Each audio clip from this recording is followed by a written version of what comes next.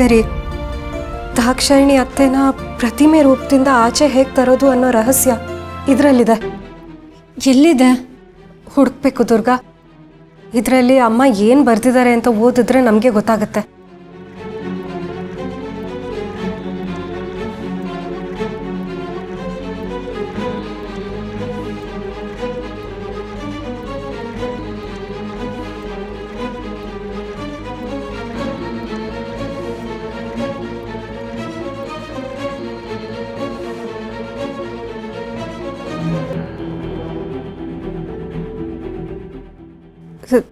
ದುರ್ಗಾ, ಇದರಲ್ಲಿ ಏನು ಬರ್ತಿದೆ ಅರ್ಥನೇ ಆಗ್ತಿಲ್ಲ.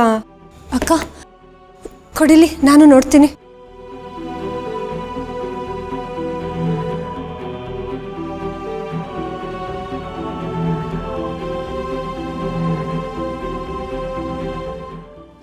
ಏನಿದು? ಒಂದು ಸ್ವಲ್ಪನೂ ಗೊತ್ತಾಗ್ತಿಲ್ವಲ್ಲ. ಅಕ್ಷರಗಳೆಲ್ಲ ಮಸುಕಾಗ್ಬಿಟ್ಟಿದೆ. ಹೌದು ದುರ್ಗಾ, ಅಕ್ಷರಗಳು ತುಂಬ ಮಸ್ಕಾಗಿದೆ. ಓದೋದಕ್ಕಾಗ್ತಿಲ್ಲ, ತುಂಬ ಕಷ್ಟ ಆಗ್ತಿದೆ. ಛೇ, ಇದನ್ನು ಎಷ್ಟೊಂದು ಕಷ್ಟಪಟ್ಟು ಹುಡುಕಿ ತೆಗೆದ್ವಿ, ಆದರೆ ಇದರಲ್ಲಿ ಉತ್ತರನೇ ಕಾಣಿಸ್ತಿಲ್ವಲ್ಲ.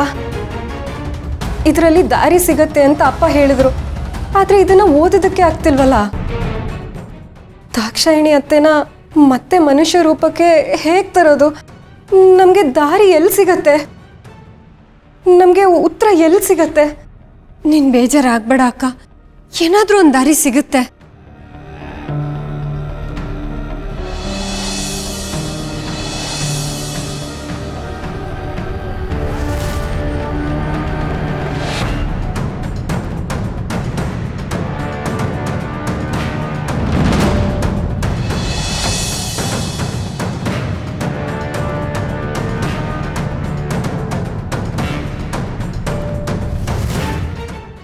ಅಕ್ಕ ಅಕ್ಕ, ಅಲ್ಲಿ ನೋಡು, ಏನೋ ಹೊಳಿತಾ ಇದೆ.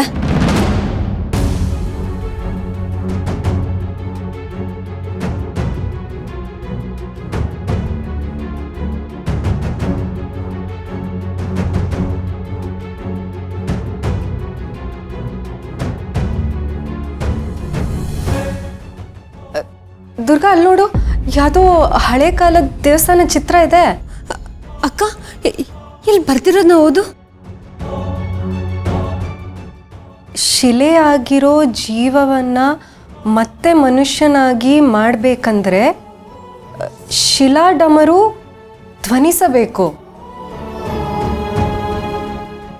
ಕಲ್ಲಿನ ಡಮರು ಮೊಳಗಿದಾಗ ಮಾತ್ರ ಆ ಪ್ರತಿಮೆ ತನ್ನ ಮೊದಲಿನ ಜೀವ ರೂಪಕ್ಕೆ ಮರಳಲು ಸಾಧ್ಯ.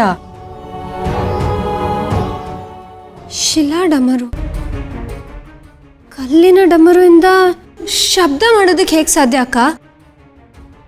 ಈ ಡಮರು ದಟ್ಟವಾದ ಅರಣ್ಯದಲ್ಲಿರೋ ಒಂದು ಪಾಳು ಬಿದ್ದ ದೇವಸ್ಥಾನದಲ್ಲಿದೆ. ಅಕ್ಕ, ಇದನ್ನು ಕೇಳಕ್ಕೆ ವಿಚಿತ್ರವಾಗಿಲ್ವಾ? ಕಲ್ಲಿನ ಡಮರು ಶಬ್ದ ಮಾಡುತ್ತಾ? ಹೇಗೆ ಸಾಧ್ಯ ಅಕ್ಕ ಇದು? ನನಗೂ ಗೊತ್ತಿಲ್ಲ ದುರ್ಗಾ. ಇಂಥದ್ದೊಂದು ಕಲ್ಲಿನ ಡಮರು ಇದೆ ಅನ್ನೋದ್ರ ಬಗ್ಗೆ ನನಗೆ ಇವಾಗಲೇ ಗೊತ್ತಾಗಿರೋದು. ಆ ಕಾಡು ಎಲ್ಲಿದೆ? ಆ ದೇವಸ್ಥಾನ ಯಾವುದು? ಒಂದು ಗೊತ್ತಾಗ್ತಿಲ್ಲ. ಹೌದಕ್ಕ, ನನಗೂ ಏನೂ ಗೊತ್ತಾಗ್ತಾ ಇಲ್ಲ. ಎಲ್ಲಿ ಅಂತ ಹುಡ್ಕೋದು?